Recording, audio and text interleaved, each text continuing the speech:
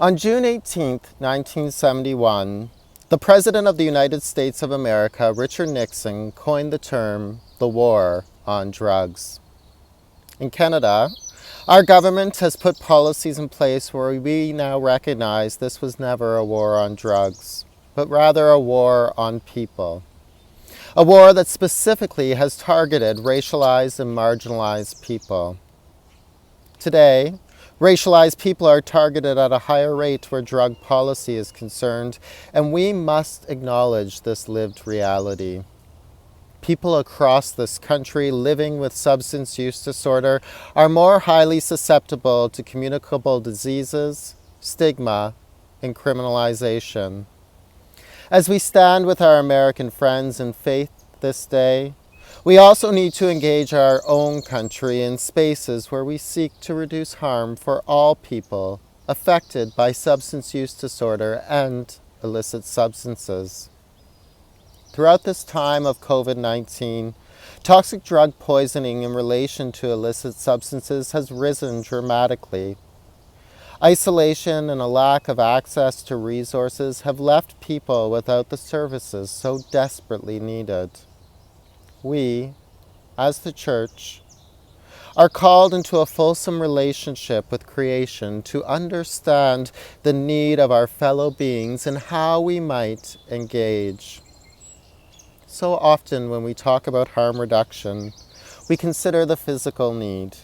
But we must understand that harm reduction encompasses all of a person's being, the physical, emotional, mental, and spiritual health. And as such, we are called to remind ourselves as we engage as a church, we go into spaces where we need to welcome, feed, nourish, clothe, nurse, liberate, and seek support for each person that we encounter in this life.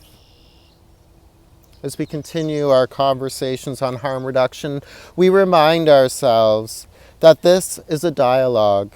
We are not all in the same space in our understanding of the realities of living with substance use disorder. And as such, we must engage with humility in our humanity, hope in our desire to eliminate stigma, reduce harm in whatever way possible, and be growing in our relationships. The work ahead of us as a church is still great, and together we will work to understand how substance use disorder affects friends, neighbors, and strangers as we move alongside with them in God's creation. As we close this time of recognition and deep love for our American partners who are also recognizing this 50th anniversary today, we call ourselves to be more intentional, holistic, and communal in our engagements. I invite you to join with me in prayer.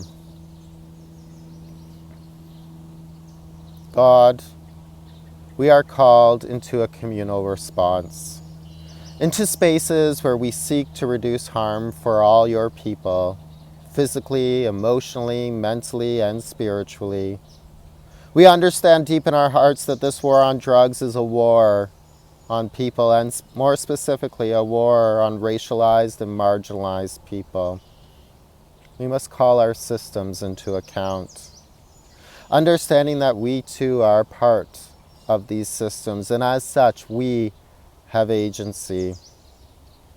This day and all days we grieve with friends and family members who are affected by and grieve the loss of lives due to toxic drug poisoning. God, we are called to engage in relationships, to decrease stigma and help cultivate a pathway forward. We recognize that hope is possible, that harm reduction is within our grasp. And our hope is that in building relationships, educating ourselves, and listening with intentionality, we may begin to reduce harm in your world. Amen.